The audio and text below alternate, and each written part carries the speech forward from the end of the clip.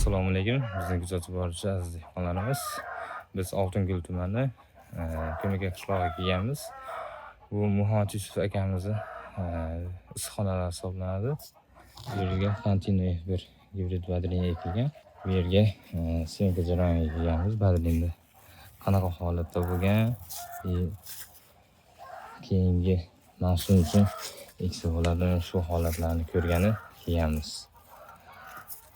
Ko'rishlar mumkin, bitta boltadan 10 tadan oshib badalin. Keyin katta kichikligi, qattiqligi yaxshi. Qattiqligi qattiq. Ko'pchilik konteynерni bo'sh deydi, lekin uni bunday ko'rsa o'zi qattiqligi bilinyapti. O'shaganda qattiq.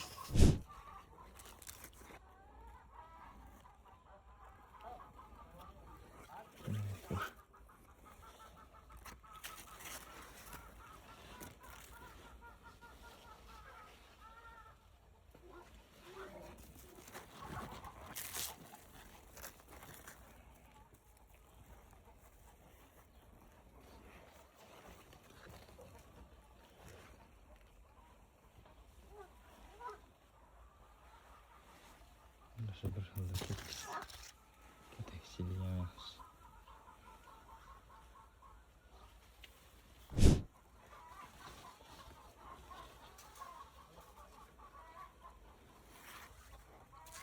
Aslida terim bo'lgan holati.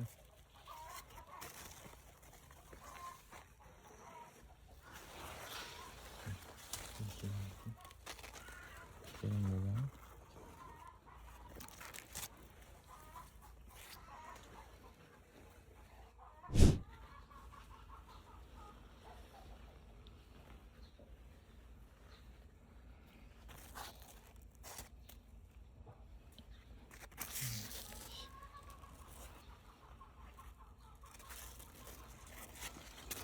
Taylardan berilgan aslida. Taylar terim bo'lgan.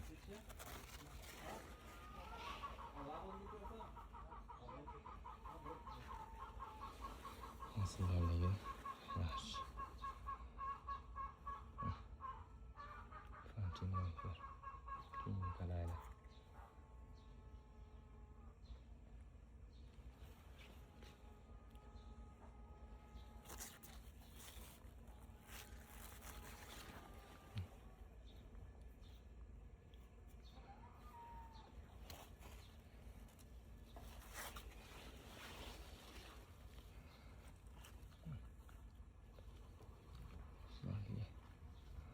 Terim bo'lgan holati yaxshi.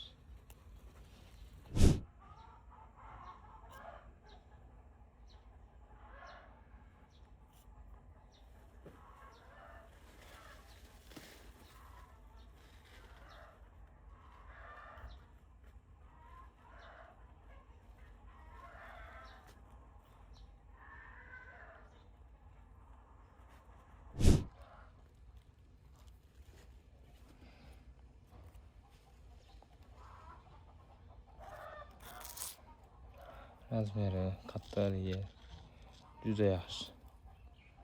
Aslidaligi yaxshi berib qo'ygan.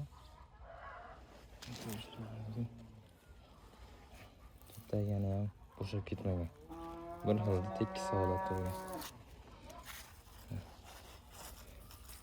Bular shingil qilib qo'ygan. Bitta anaqada 2 ta, 3 ta, 4 ta, 5 ta, 6 ta, 7 ta, 8 ta, 9 ta, 10 ta badalin turibdi. Shunday.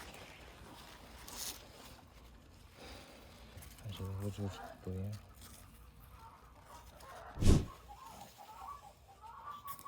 Kimgadir shunaqa ishonchli urug'lar kerak bo'lsa, bizga murojaat qila olasizlar.